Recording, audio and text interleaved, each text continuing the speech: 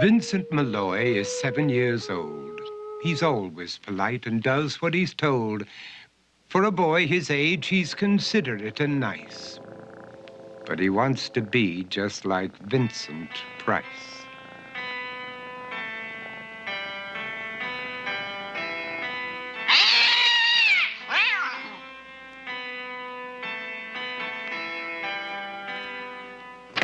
He doesn't mind living with his sister, dog, and cats, though he'd rather share a home with spiders and bats.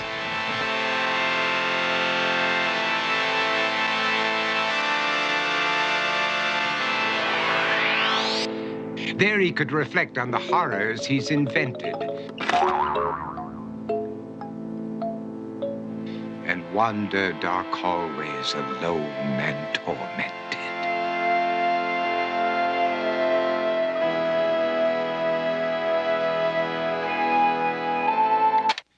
Vincent is nice when his aunt comes to see him, but imagines dipping her in wax for his wax museum.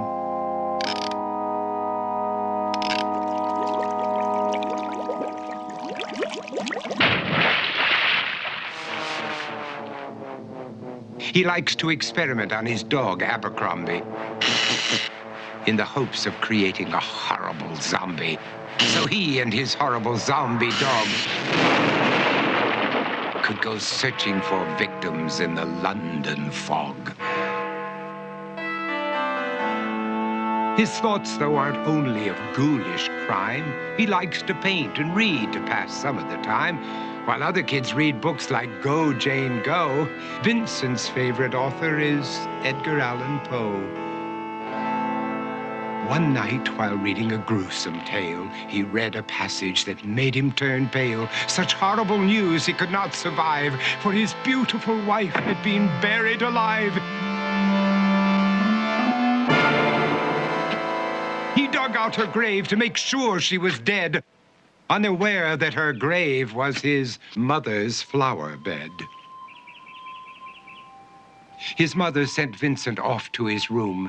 He knew he'd been banished to the Tower of Doom, where he was sentenced to spend the rest of his life alone with the portrait of his beautiful wife. While alone and insane, encased in his tomb, Vincent's mother burst suddenly into the room. She said, "If you want to, you can go out and play. It's sunny outside and a beautiful day."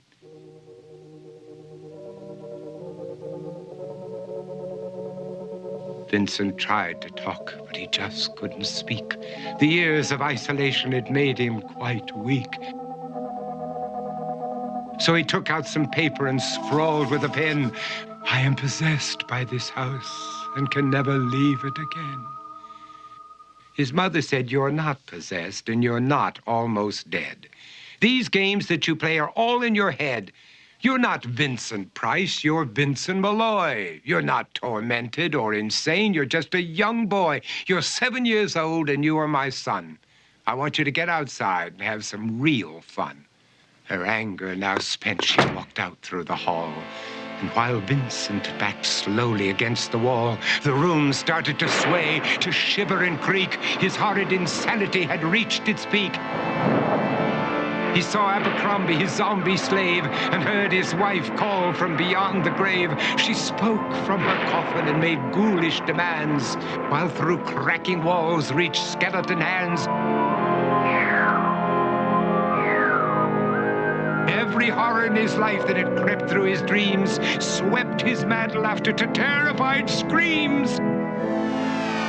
To escape the madness, he reached for the door, but fell limp and lifeless down on the floor. His voice was soft and very slow as he quoted The Raven from Edgar Allan Poe.